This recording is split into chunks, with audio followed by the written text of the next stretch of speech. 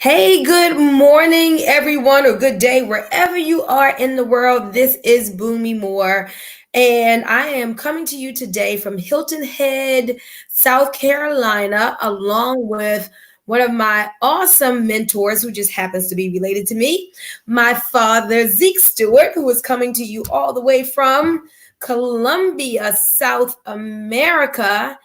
And today we are talking about one of the financial challenges that face us as Americans. Now, the other day we talked about one of the big hindrances to you having as much money as you can have, and that would be your taxes.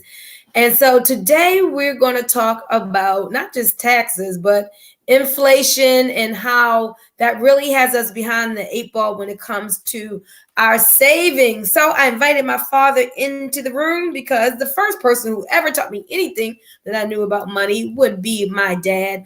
Let me give you a little bit about his background. Definitely successful entrepreneur who always told me people are so busy making a living that they can't design a life. And so him being in Colombia, South America, is part of the life and lifestyle that he has designed for himself to be able to do whatever it is that he wants to do when he wants to do it.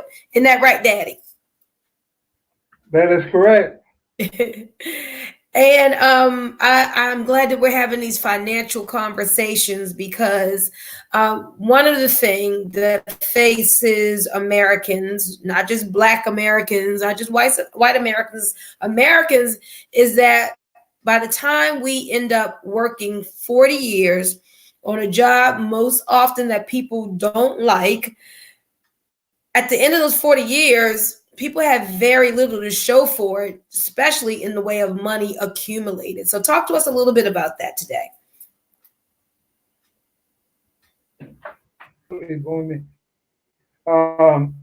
My background initially was real estate, insurance, security, teaching people how to become, how to save money, and have some money at the end of the month, and have some money at the beginning of retirement. And and America, first of all, we are living in a debt society. Everybody's in debt. The government is in $20 trillion worth of debt. Can you Wow. wrap your mind around that with the T? 20 by billions, by billions, literally every day. That's just the debt. That's just the. We're not talking about the total debt. So we have the country in debt. Then we have corporations in debt. I was just reading an article yesterday about the Federal Reserve, how the Federal Reserve is getting ready to do some quantitative easing to help the banks to stay solvent because Mm. the banks are in trouble. So we got the government, we got the big corporations, we got small corporations, and then we got the families and debt. Debt society. And at one point in this country, we used to save money. I mean, people don't save money now. The saving rate, get this, the saving rate in America is 2%. Wow. That is the saving rate is 2%. I mean, that is kind of ridiculous. Uh, so I'm kind of giving in that background because what I want to share with you is that God, at at some point, no, at this point, you really have to start to save money. I know Mm-hmm. that's kind of to us over the last 2, 3, 4 decades, but there are some people who save money. I understand that you can't make much interest on your money, but nonetheless, you still need to get saving money because at the end of the day, you're going to need some money because you cannot depend on the government. You cannot depend on your job, and you have to depend on you. So I'm really talking to you today about saving. You might say, well, Zeke, Where do we save at? It don't matter where you save at. You can save under your mattress. You just get the concept of saving. But you can save in an IRA. I mean, a lot of people got jobs. They save in a 401k. You can save in real estate. You can save in stocks and bonds. You can save in Bitcoin or cryptocurrency. Or you can save in gold, silver. Or you can save in a traditional savings account. It all depends on your risk tolerance. Because I just want to get across to you and start that process of over time. Over time, it does accumulate. Time and consistency will get you there. Boy, I want to say that again. We learned that way back when, and time and consistency will get you there. So over a period of time, and you consistently put X amount away systematically, and that's the thing. Not when you feel like it, but systematically. You want to have X amount to come out your from your job or from your paycheck uh, every week, bi-weekly, or monthly, and you want to do that systematically Right. because it's very difficult just to put money in the bank, and you have to have a system. Things work when you Yeah. have a system. Well, let me play devil's advocate here on a couple of things. So the audience who's watching now, I would venture to say, and you guys can comment and let me know, if you look at your savings, wherever it is that you're savings now, in relation to how much money that you have earned over the period of time that you've been working, you probably would say, "Oh, I've done a really poor job, a dismal job at saving," right? But then most people will say, "Well, there's so much money being taken out of my paycheck in taxes, so that's the issue." And then there is inflation, prices keep going up and my paycheck's not increasing as fast as prices are going up, so inflation's against me. And then when I was young, I didn't know about how to do credit, so now I have a bunch of creditors and bills and debts that I owe. So there's nothing left for me to save because I got to do gas, I got to do groceries, I got to do daycare, I got to do things for my kids and just live. So how am I to save and live with all these taxes, all the inflation, with the debt I have to pay? How do you still, it's hard to save for most people.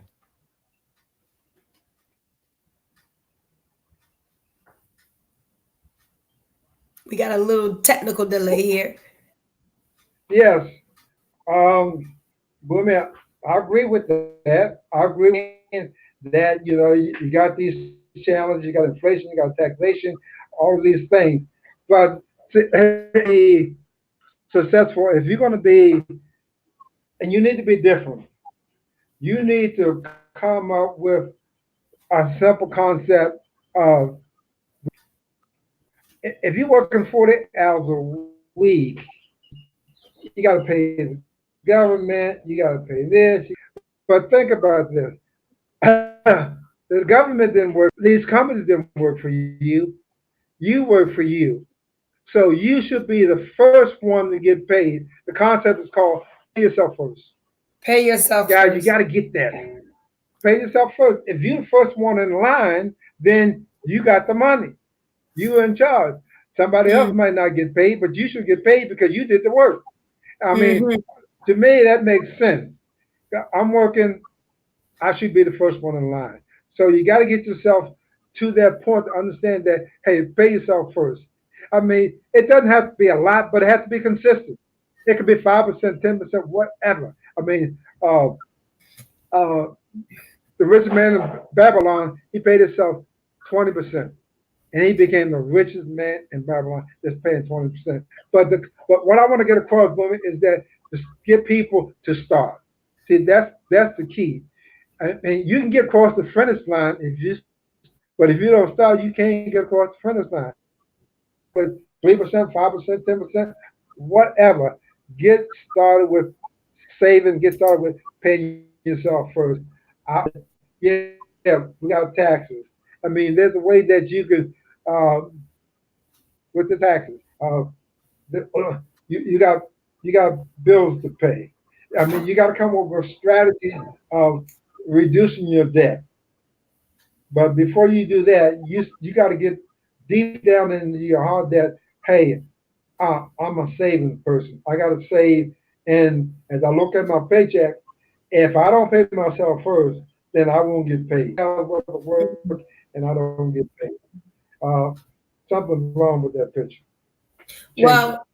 Well, I remember the concept of paying yourself first. I haven't heard that in a long time. Thank you for bringing that back to my remembrance, because yeah, if you're going to work hard for your money, guys, you're out there. If you're still a W-2 employee and you're exchanging your time for dollars, and even if you're a business owner, still love yourself more than you love the creditors, and you give yourself, once you do your, let's say your tithes or whatever, the first fruits of all your increase, you do your giving. Next is you pay yourself first. I love that concept. So that's why I love the Make Wealth Real movement, because all of these things that we are addressing right now, they put in front of our faces and say, hey, listen, yes, taxes are a hindrance to you building wealth.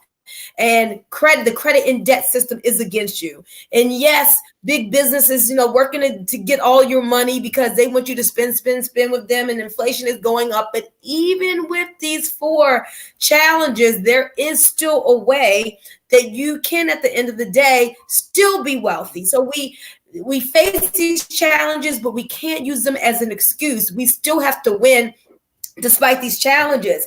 And so I love that now I can have, mentors and people in my corner and experts who can guide me through. So as I'm working and I'm building, let's say my Laura Life business and my wellness business, and I'm making this money, now I've got these experts to show me what to do with it. Let's talk about the rule of 72. Again, you taught me that years and years ago, because yes, we do have to get in the discipline of saving no matter where it is. But then once we know better, we can do better. And we got to start learning, okay, what is the best vehicle, or how do I determine how fast it's going to take for my money to double? And what's some of the best vehicles to save in? So we're not going to really talk about vehicles, but we want to empower you with the rule of 72. So you want to share that with them, Daddy?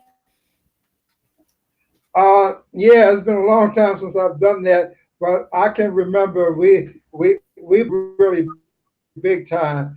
In the day, we were selling mutual funds and was paying a ridiculous rate, like 18%. That was really, really crazy.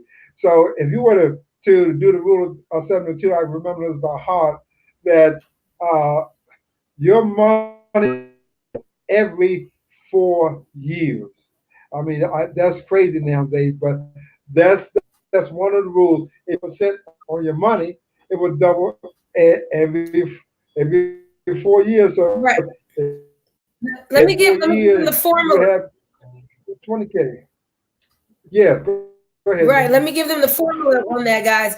You take whatever rate of return that you're getting and you divide that into the number 72, and that tells you how many years it takes for your money to double. So right now in your savings account, where you're not even getting 1%, but if you were getting 1%, one goes into 72 times. So it would take you 72 years for your money to double. If you were getting 3% on your money, 3% goes into 72 24 times.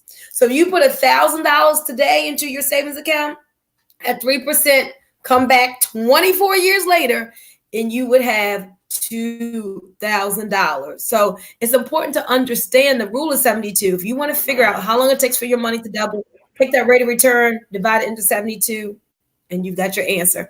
How many 24 years do we have left, right? If you could get 3% in the bank, not many. Anything else you want to add to that? Yeah, Boomy. We know today that the banks they're paying, less than 1%.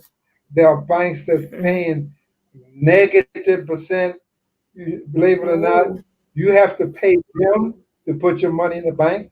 That's in What? Europe and that's here in the United States of America. Yes, it's called a Wow. negative interest rate, and it's growing. It's growing. So, having said that, I want you to put the interest because Hmm. at the end of the day, save money. I mean, this is all the more reason for you to take your responsibility to save money, and you save your money because of the interest rate that you. At the end of the day, you're going to have some money saved, regardless whether you got interest or not. But even though things don't remain the same, they change. If you become a student saving money, there's opportunities out there where you're going to be able to save money or invest your money a better rate of return.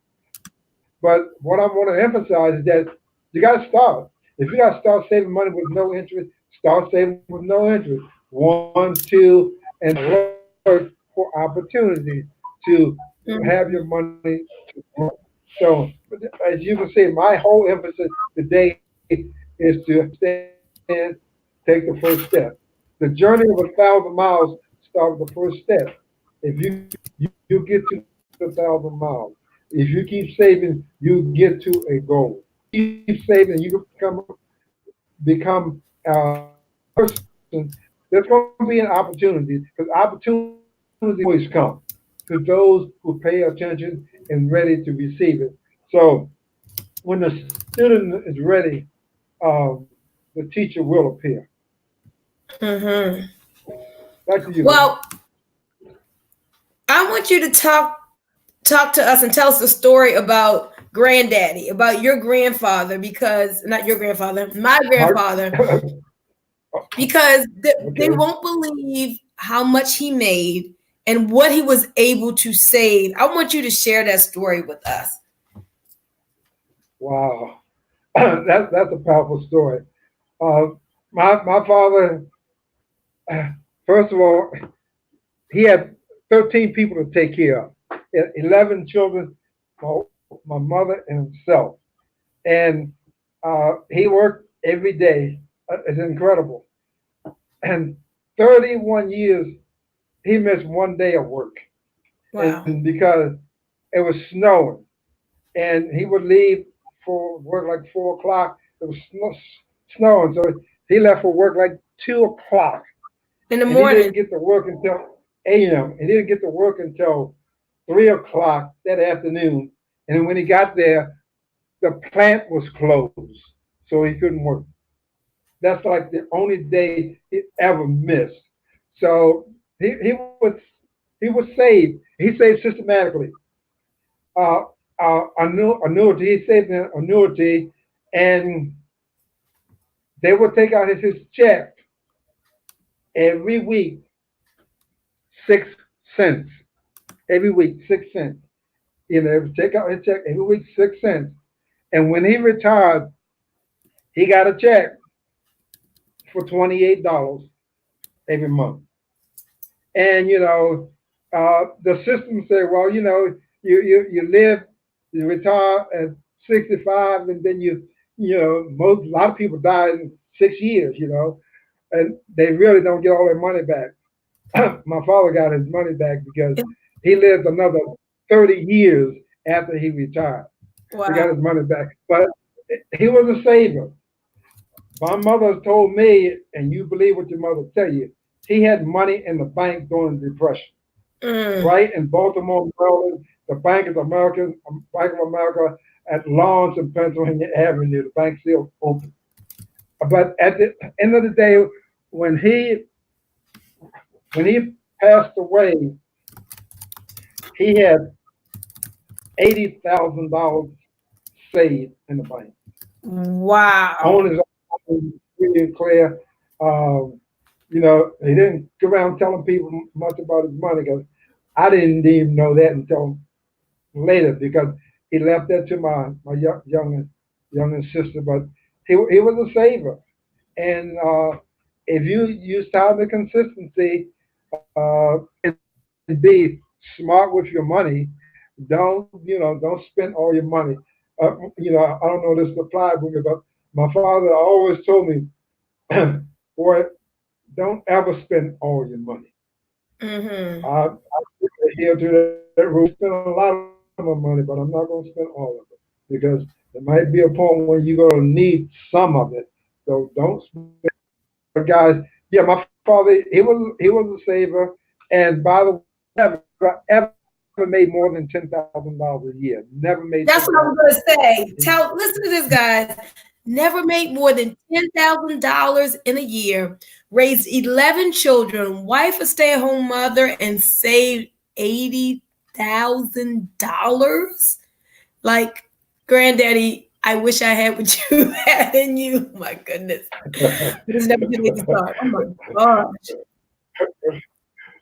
That is amazing. That is amazing. And that's what we're talking about. That's why I love having these financial conversations. Normally I'm doing videos and they're all about body wellness, and our health is our greatest wealth. But then I always say, don't have your body well and your bank account be sick. Get financial healing too. So we're having more conversations about money, the financial challenges that face you, and what you can do about them. And that's why I love this Make Wealth Real movement, because they're putting these challenges in our face and they're saying, okay, here's the problem. But now don't focus on the problem. Let's focus on the solutions. What can we do about it? Recently, I was introduced to a concept called a PRA, a private reserve account, that allows you to be your own bank. And guys, I'm telling you, this is a vehicle that far out does so much better than a 401k or even an IRA. It allows you to accumulate money tax free and take it out tax free, not tax deferred, but tax free. It's amazing. And it's just something to find out about. So it's called a PRA. If you want to find out more about that, hit me up and I can introduce you to my people who showed me about this private reserve account that literally allows you to be your own bank, putting you in control. I love that. So we're talking about too, Daddy. We're using this term income shifting. So taxes shifts our income away from us. Credit and debt shifts our income away from us. Inflation shifts our income away from us. So what we need to do, ladies and gentlemen, is be intentional about shifting our income back to us. Get the money that you are earning and learn to take that and shift it back into your household. And so today, my father's been talking about the discipline really of saving. And I like what he said. First of all, don't worry so much about the rate of return that you're getting. I mean, you want to pay attention to that in time, but we just got to learn how to take a portion of all of our increase and put it to the side and not spend it all, right? So that's the first step Exactly. right there. So, real quick, Day, let's hit in case people didn't see the video the other day. Tell us something about taxes, because as a home business entrepreneur, having a home based business is one of the best ways to save on taxes. Tell us a little bit about that. Oh, absolutely. But yeah, we touched on that the other day.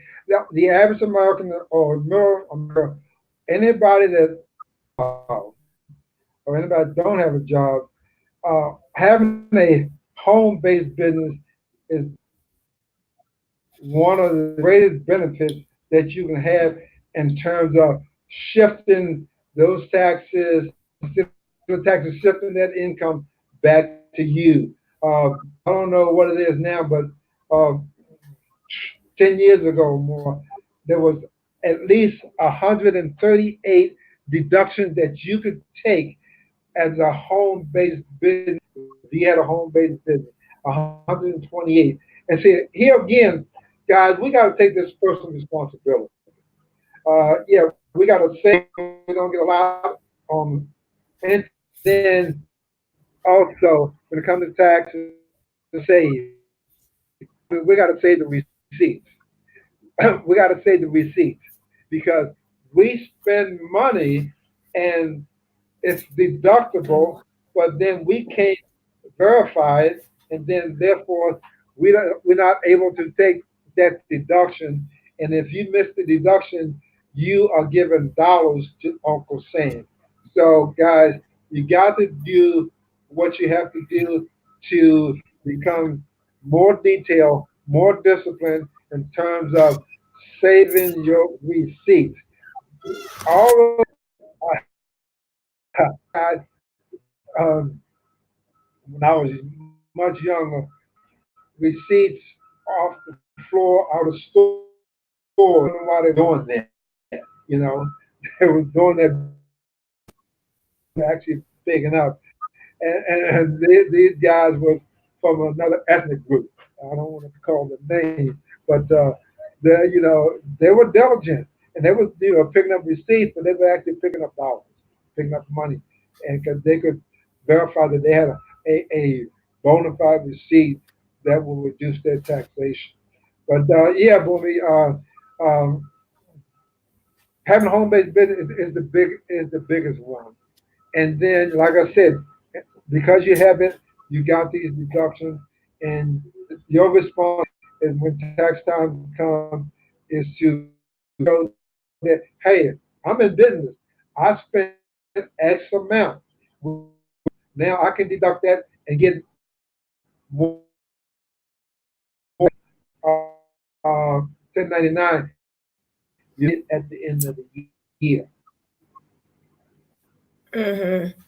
And that's one of the things that wealthy people do. They spend lots of time, like tax strategies are really important to them. They spend lots of time intentionally minimizing their taxes, and they'll pay people a lot of money to help them to do that tax strategies. Now, the average person doesn't have, you know, the money to spend $500 a month to have somebody on retainer or whatever to really help you with those tax strategies. But that's why I love the Make Wealth Real movement, because they put experts in my corner, and I look and I'm forthright with people. I'm like, you know what? I've not done the best job with all the money I've made. Definitely I'm behind on my savings and my wealth building. I'm like, I got some tax issues that I need straightening out. My credit score is not where I would want it to be. And I look at myself, I'm like, okay, it's not how you start, it's how you finish. I need to do something about this, because just because you have a decent income doesn't mean you're in good financial shape. Income is just one thing, but remember, we said yesterday, it's not in what you earn, it's in what you keep. It's in what you keep. So we've got to do more, ladies and gentlemen, to put strategies in place so that we are keeping more of our hard-earned money. You're out here, you're working, you're building your business, you're prospecting, you're traveling, or you're going to your job or whatever, and you're putting out all this energy. We don't just want to make the money just to have somebody else to get it. We want to make the money, and then we talk about leaving an inheritance to our children's children. We can leave more for them, and we can leave more for us to enjoy, for even for in the future, when the future comes, when we get there, if we learn to do those great things now. So if we want to be part of this make wealth, truly make wealth real in your life, let's find all the ways to get all the tax deductions that we can get, because as my father said yesterday, deductions means dollars. That means more dollars back into our household. So we got to do that. And then, as of what we talked about today, we got to get the discipline to put money to the side and learn to save. And traditionally, well, maybe years ago, like you said, in the African American community, just people in general years ago saved more. Now, just as Americans, we're not savers. There's so many more ethnic groups that save a lot more. Well, nations that save more than Americans, and then ethnic groups that save more than African Americans. So we've got to do better in that category. So I'm glad we had this financial conversation today, Daddy. I'm looking forward to having many more, because we're going to stay on this principle of income shifting all year long. So you guys always see me talking about body wellness and how to get your body well and clear out those arteries and oxygenate those cells, and and lose weight, get that body flat, and all of those things we talk about your health is your greatest wealth. But then don't just have your body well and your bank account be sick. Get financial healing too. So we talk about making more money. We talk about making that money in 2020 and increasing your income and all of that. But don't just increase your income. Learn how to, when you make the money, learn how to keep the money. Any last closing words, Mr. Stewart, coming to us all the way from Colombia, South America? Yeah, so my last closing word is about discipline. Discipline is a powerful word.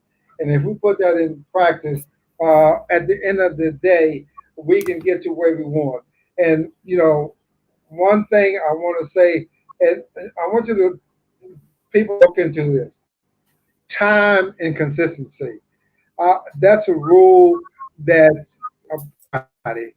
If you are consistent over time, you will get there. I don't care what it is, time and consistency will get you there. Hey, Boomy, that's my story and I'm sticking to it. I love it. Hey, Daddy, there's a book that says consistency is the new currency. Check that out. I love it. That big C word, we got to implement Oh, it. consistency. Okay. Consistency is the new currency. You guys go out and get that book too. Consistency is the new currency. Well, guys, this has been Boomy Moore with my dad and mentor, Mr. Zeke Stewart, here having a great money conversation with you today. Like, love, share, comment, and subscribe if you're seeing this on YouTube. We appreciate you. And remember, you are more powerful than you know. Go here and create an amazing day for yourself. Bye bye.